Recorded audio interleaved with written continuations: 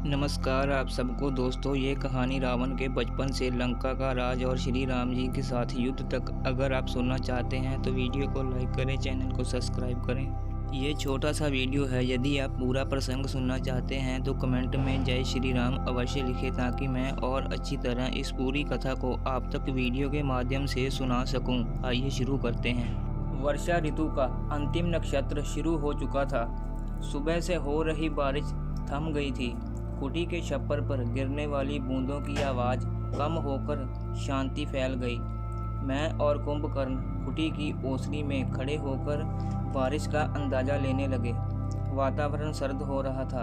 बारिश कम होते ही चुपचाप बैठे पक्षियों का कलरव बादलों को चुनौती देने लगा। अंधेरा हो जाने से वातावरण में निस्तब्धता छा गई थी। काले बादलों की रहस्यमय दौड़ धूप दिखाई देने लगी। जितना चाहो भाग लो, आखिर हवा के थपेड़ों से तुम्हें जमीन पर ही बरसना पड़ेगा। मैंने आकाश की ओर देखते हुए मन ही मन कहा। आश्रम में चारों ओर फूल और पत्तों का गलीचा बिछा था। चारों ओर कीचड़ होने से घुटनों तक बड़ी घास भी मुरझा गई थी। आश्रम के अहाते की कंटीली झाड़ियों की टहनियाँ बारिश के आघात से मुलायम हो गई थी। सुबह से कुटी में बैठकर हम सभी उकता गए थे। एक जगह पर बैठे रहने से पैरों में झुनझुनियाँ आ रही थी। ओसरी की सूखी जगह पर घोंगे रेंग रहे थे। कीटकों ने भिन भिन आकर ओसरी पर अधिकार जमाया था। मैं और कुंभकर्ण कीचड़ से पैर सन जाएंगे, ये जानते हुए भी पैर सीधे करने ओसरी से बाहर आए। तब तक आश्रम के कई लोग मुख्य आंगन में आ चुके थे। कुछ औरतें यज्ञ मंडप की साफ सफाई करने लगी तो कुछ गौशाला में रखी जलावन की लकड़ियां लाने गईं। माँ गाय का दूध दोहने गई। उन्हें देख गौशाला की गायें भैंसें रंभाने लगीं। उनकी आवाज़ से वातावरण प्रसन्न हुआ। कुछ लोग बरसाती पानी में पत्थर रखते हुए रास्ता बनाने लगे। कुंभकर्ण संभल कर चलो, पैर फिसल कर गिर जाओगे कहने तक सभी भाई बहन उछलते कूदते आश्रम के मुख्य आंगन की ओर दौड़े। महोदर, दूषण, महापाशर्व खार पानी में खेलते हुए एक दूसरे पर पानी उड़ाने लगे। मैं गंदे पानी से खुद को बचाते हुए आश्रम के बाहर घूमने निकला। शूरपा, विभीषण, कुंभकर्ण और अन्य भाई बहन खेलना बंद कर मेरे पीछे आए। आश्रम के बाहर आते ही कुंभकर्ण पेड़ों को हिलाकर उसका पानी गिराने लगा। उमंग भरे वातावरण में फूलों की खुशबू महक रही थी। घास और फूलों की लताओं पर रंग बिरंगी तितलियां उड़ रही थीं। मैं एकाग्रता से उनका निरीक्षण करने लगा। मेरी नज़र अहाते के पार की लता पर उड़ रही मोरपंखी तितली पर स्थित हुई। निर्माता ने उस तितली के पंखों पर करीने से रंग सजाए थे। निश्चित ही उसे अपने सौंदर्य पर गर्व होगा। गीली घास पर धीरे से कदम रखते हुए मैं उसकी ओर जाने लगा। हरे पत्तों के पीछे के पीले फूलों पर बैठी वह तितली बहुत ही सुंदर थी। लताओं पर उड़ने वाली अन्य तितलियां नज़रों के सामने आने से मेरी एकाग्रता भंग होने लगी। उस मोरपंखी तितली की चंचलता देख लग रहा था कि वह तुरंत उड़ जाएगी। मैं उसके और नज़दीक गया। उसके पैरों की हरकत अब स्पष्ट दिखाई दे रही थी। मैंने हाथ आगे बढ़ाया और झट से 2 उंगलियों के बीच उसे पकड़ लिया। वह तुरंत खुद को छुड़ाने के लिए चटपटाने लगी। तितली हाथ आते ही मैंने हर्षित होकर कुंभकर्ण को पुकारा। मेरे हाथ उठाकर तितली उसे दिखाते ही वह दौड़ते हुए मेरे पास आया। उसके पीछे सभी भाई बहन भी दौड़ते हुए आए। सभी उस तितली की ओर कुतूहल से देखने लगे। मुझे ये तितली चाहिए कहते हुए शूरपा ने झूठ मूठ का रोना शुरू किया, पर मैं उसे किसी को भी देने की मनस्थिति में नहीं था। इतने में माँ ने पुकारा, दशग्रीव।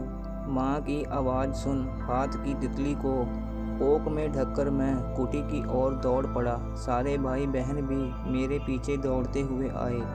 माँ, इसे देखो कितनी सुंदर है कहते हुए मैंने वह तितली माँ को दिखाई। उसने तितली को एक नज़र देखा। मुझे वह चाहिए। शूरपा झूठ मूठ का रोते हुए माँ की ओर देखने लगी।